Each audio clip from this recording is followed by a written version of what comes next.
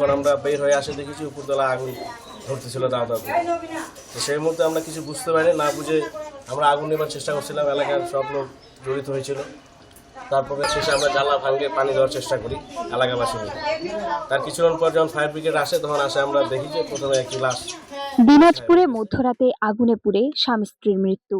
বিস্তারিত থাকছে দিনাজপুর থেকে মোহাম্মদ ফয়জার রহমানের প্রতিবেদনে। দিনাজপুর শহরের সুইহারি আশ্রমপাড়া এলাকায় ভয়াবহ অগ্নিকাণ্ডে এক দম্পতির মর্মান্তিক মৃত্যু হয়েছে। রোববার দিবাগত গভীর রাতে এ ঘটনা ঘটে। নিহতরা হলেন তপন চন্দ্র সরকার, বয়স ৪৫, ও তার স্ত্রী লতা রানী সরকার, বয়স ৩৫। স্থানীয় সূত্রে জানা যায়, রাতের নিস্তব্ধতা ভেঙে হঠাৎ একটি বাড়ি থেকে আগুনের শিখা দেখতে পান আশেপাশের বাসিন্দারা। দ্রুত তারা ফায়ার সার্ভিসে খবর দেন। খবর পেয়ে ফায়ার সার্ভিসের একটি দল ঘটনাস্থলে পৌঁছে আগুন নিয়ন্ত্রণে আনে। পরিবারে মোট 4 জন লোক ছিল, ছেলে সহ ছেলের বউ।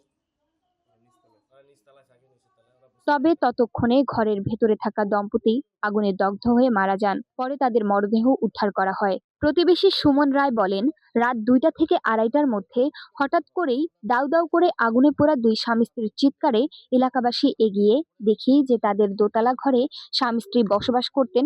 হঠাৎ করেই দাউ দাউ আগুন এবং তাদের চিৎকারে লোকজন এগিয়ে এসে দেখে যে তাদের ঘর থেকে ধোঁয়া আর আগুন বের হচ্ছে।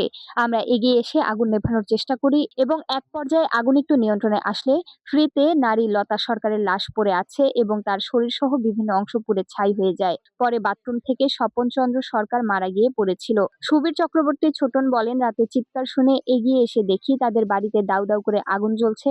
অনেক পরে ফায়ার সার্ভিসের লোকেরা এসে দুই স্বামী স্ত্রীর লাশ উদ্ধার করে। এদের মধ্যে স্ত্রী লতা সরকারের শরীর পুড়ে ছাই হয়ে গিয়েছে, তাকে চেনার উপায় ছিল না। পরবর্তীতে হিন্দু ধর্মাবলম্বী অনুসারে তাদের দুজনের লাশ দিনাজপুরের সিতায় নিয়ে যাওয়া হয়েছে। ঘটনার বিষয়ে কোতোয়ালী থানার অফিসার ইনচার্জ নুরুন নবী বলেন, প্রাথমিকভাবে ধারণা করা হচ্ছে বৈদ্যুতিক শর্ট সার্কিট থেকে আগুনের সূত্রপাত হতে পারে। আমরা ঘটনাস্থল পরিদর্শন করেছি এবং বিষয়টি তদন্ত করে দেখা হচ্ছে। মরদেহ উদ্ধার করে ময়নাতদন্তের জন্য পাঠানো হয়েছে।